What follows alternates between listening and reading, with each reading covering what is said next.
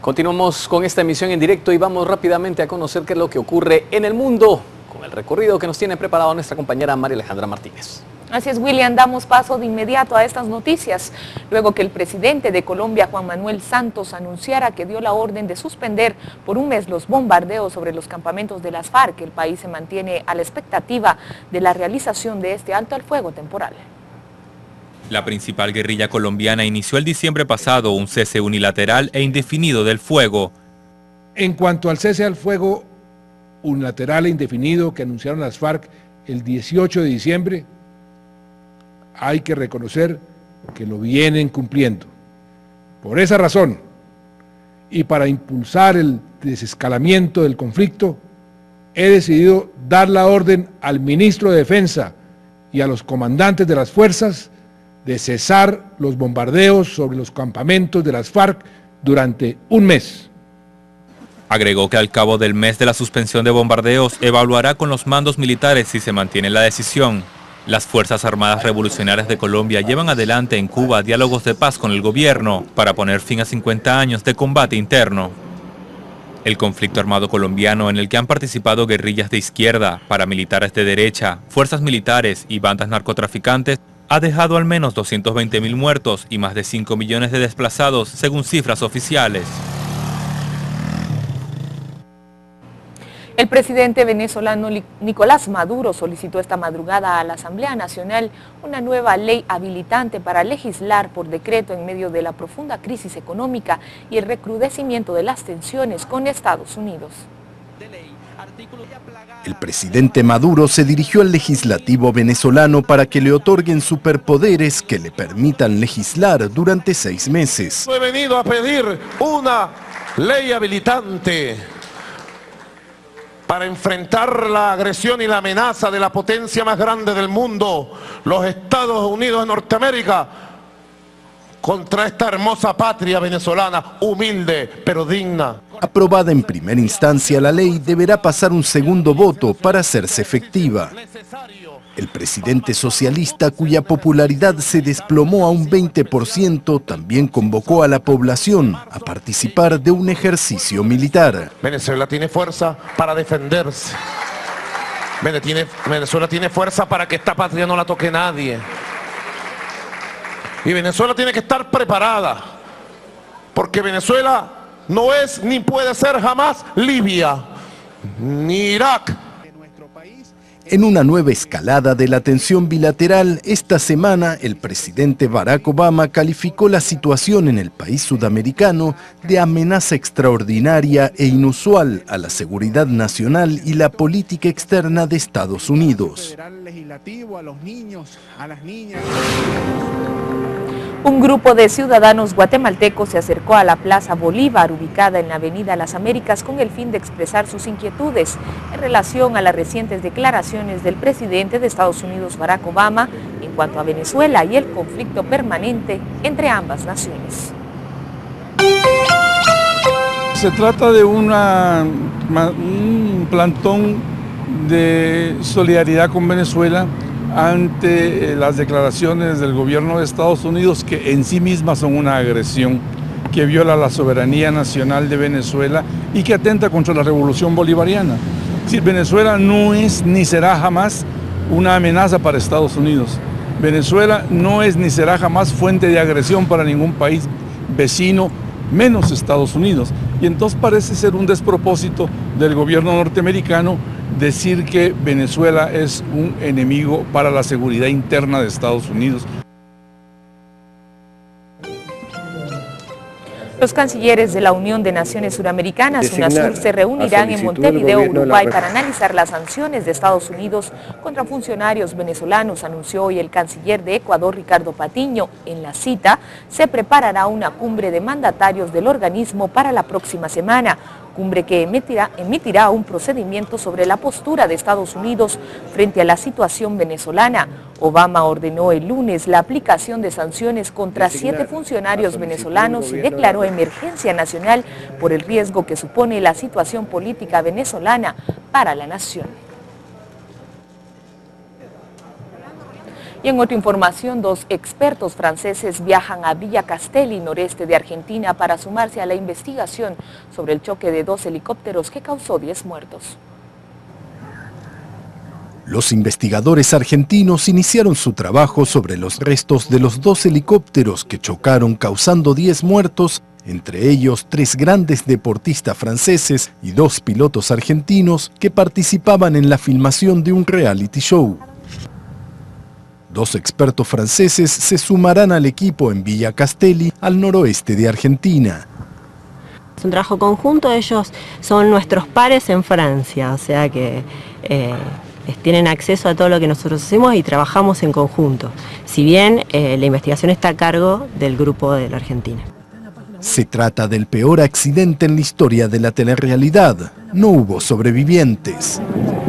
Este video de un aficionado muestra que tras el despegue, uno de los helicópteros cambió de repente la trayectoria y chocó contra el otro, precipitándose ambos al vacío. Con el impacto era imposible que haya sobrevivientes, o sea, la muerte de ellos ha sido inmediata.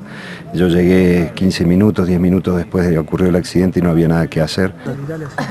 Los equipos de socorro ya retiraron todos los cuerpos de las víctimas que participaban en la filmación del reality show y los trasladaron a la ciudad de La Rioja, a 300 kilómetros del lugar del accidente.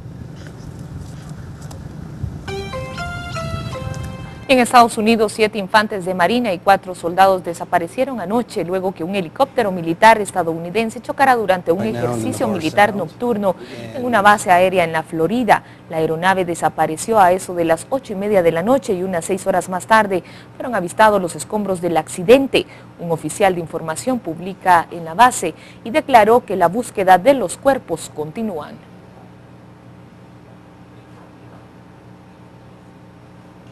El ex primer ministro italiano Silvio Berlusconi fue absuelto en vía definitiva por los delitos de abuso de poder e incitación a la prostitución de menores por el Tribunal Supremo italiano en el caso llamado Rubí.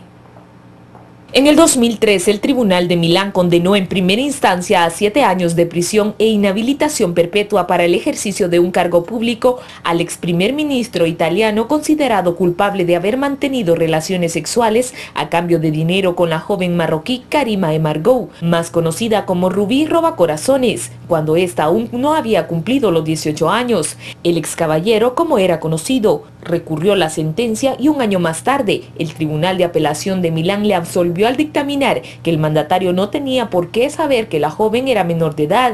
La polémica sentencia provocó la dimisión del presidente del tribunal, que renunció a su cargo para demostrar su desconformidad con los otros 2 jueces de la corte. Y familiares de las víctimas conmemoraron hoy el 4º aniversario del terremoto y tsunami que mataron a miles de personas en las costas japonesas. 4 años después del terremoto y el tsunami que mataron a unas 18.500 personas en Japón, las cicatrices de la catástrofe todavía son visibles en el país y en los corazones.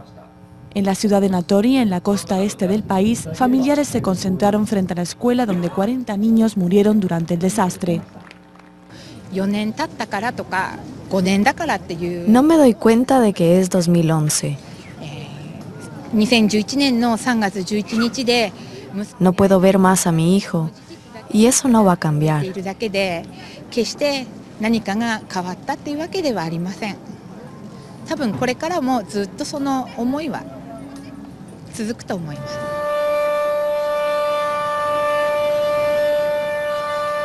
Una alarma de tsunami activada a las 2:46 de la tarde, la misma hora en la que el terremoto de magnitud 9 sacudía el país, daba lugar a minutos de silencio en recuerdo de las víctimas. El sismo desató una de las mayores catástrofes nucleares de los últimos años, después de que un tsunami afectara los reactores de Fukushima. Un desastre nuclear que todavía es motivo de un acalorado debate en el país, ya que las plantas de generación siguen siendo inestables. Pero más allá de la polémica atómica, muchos japoneses no solo luchan por recomponer sus vidas, sino también sus casas. Según el gobierno, cerca de 230.000 personas todavía siguen desplazadas. De ellas, 80.000 viven en hogares temporales. Y a 4 años después de este devastador tsunami de Japón, un padre continúa buscando el cuerpo de su pequeño hijo. Takayuki Ueno pasa sus fines de semana buscando en las costas el cuerpo de su pequeño hijo Kotaro. Tenía 3 años cuando fue arrasado por el tsunami que azotó Japón hace 4 años. Los cuerpos de su hija de 8 años y de su madre fueron encontrados cerca. Él y otros voluntarios han recuperado decenas de cadáveres. Encontramos la mitad inferior de un cuerpo el año pasado. Un poco después, la policía encontró el torso. Pero todavía no hemos encontrado la cabeza. Eso significa que la persona técnicamente sigue desaparecida. El área está cerca de la planta nuclear de Fukushima que colapsó tras el tsunami y arrojó radiación tóxica en el aire. La residencia de Takayuki está fuera de la zona de exclusión, pero los equipos de búsqueda y recuperación no se quedaron mucho tiempo. Las imágenes que se ven en otras regiones que fueron golpeadas, Iwate y Miyagi, siguen mostrando soldados y policías en busca de los desaparecidos. Pero en Fukushima solo ves las imágenes de la central eléctrica explotando. La prensa solo muestra entrevistas a los refugiados que escaparon a la radiación. Nos parece muy impactante. Eso no refleja nuestra realidad. Hemos sobrevivido al tsunami aquí también. Dejó su vida como agricultor para convertirse en un descontaminador, ayudando a limpiar el suelo.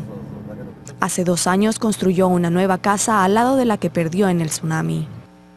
Él dice que no hay forma de que pueda abandonar la zona o a su hijo. A veces me digo a mí mismo que Kotaro se esconde para mantenerme con vida, para salvarme. No estoy diciendo que quiero morir, pero creo que la búsqueda de Kotaro es lo único que me hace seguir. Y como él, miles de japoneses siguen de duelo por las 19.000 víctimas que dejó el tsunami.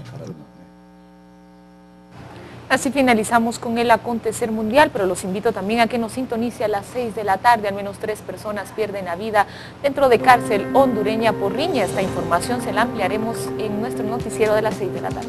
Gracias, María Alejandra. Vamos a la pausa comercial. Regresamos en breve. Aún tenemos más reacciones de lo que sucede un día después de los lamentables incidentes, el asesinato de 2 periodistas ocurrido en Mazatenango. Hay reacciones también acá en la capital. Usted no se las puede perder. Ya regresamos.